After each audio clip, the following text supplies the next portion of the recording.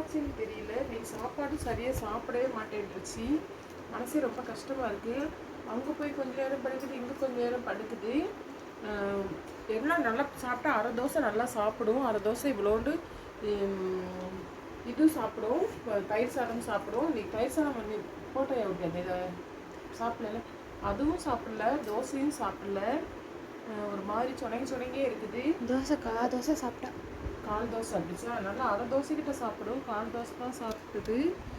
என்னன்னு தெரியல, வயிறு மனசெலாம் இருந்தால் நம்ம வெளியில் சொல்லிடுவோங்க, இந்த மாதிரி வயிறு வலிக்குது, அது செய்யுதுன்னு செஞ்சுட்டு. பாவம் வாயில்லாத ஜீவன், சொல்லவும் முடியலை, என்ன பண்ணுறதுன்னு தெரியல அதுக்கு.